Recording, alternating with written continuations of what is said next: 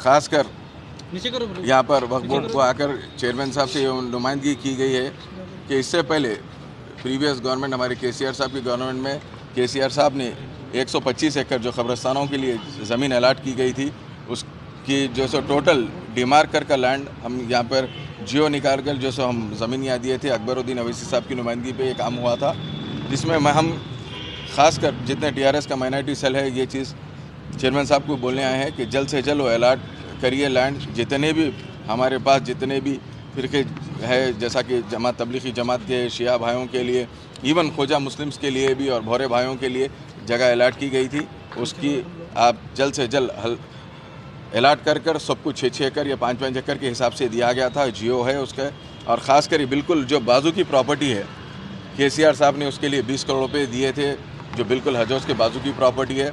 जो गुज़िस्ता में हमेशा हमारे जितने भी तंजीम थे वक्फ प्रोटेक्शन सेल कर आया जाया करते थे, वो दिखाकर प्रॉपर्टी को दिखाकर ये बताते थे कि इसकी नुमाइंदगी करना है, इसके ऊपर काम करना है। जबकि मैं ये चाह रहा हूँ गवर्नमेंट से कि 20 करोड़ रुपये जब सैंक्शन हुआ है तो 6 महीने में एक काम भी क्यों नहीं हुआ। और ख़ासकर अनीसुल गुरबा का जो इशू चल रहा है, मैं उसके ताल्लुक से भी आपको ये बता देना चाहता हूँ कि जो एग्रीमेंट हुआ है वो टोटल गैर क़ानूनी एग्रीमेंट है। क्योंकि जब भी टिमरीज़ को कोई प्रॉपर्टी टिमरीज़ वाले जब भी किराए पे लिए हैं, कलेक्टर की मौजूदगी में कलेक्टर साहब जो सो उसका रेंट फिक्स करके लिया गया है।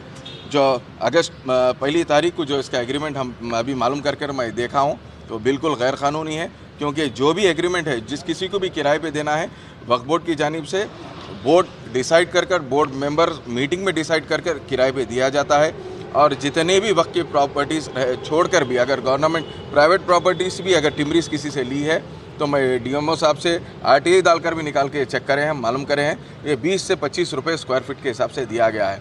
मैं हुकूमत को ये गुजारिश करता हूँ, मुताबला करता हूँ ख़ासकर हमारी पार्टी की जानिब से कि जो भी ऐसे फैसले हैं वक्फ बोर्ड की प्रॉपर्टीज़ अगर आप किसी को दे रहे हैं तो बाज़ाब्ता उसकी जो कार्ड वैल्यू है MROs को अपॉइंट कर उसके लिए कमेटी अपॉइंट कर दिया जाए। ऐसा गैर क़ानूनी नहीं दे, क्योंकि ये हमारी ऐसी प्रॉपर्टी है जो हमारे नस्लों से हमारे बड़े जो हमारे छोड़कर गए हैं। ये प्रॉपर्टी हर मुसलमान का एक फ़रीज़ा, हकीकी फ़रीज़ा ये है कि ये प्रॉपर्टीज़ बचाए और ऐसी चीज़ों में आगे बढ़कर आए।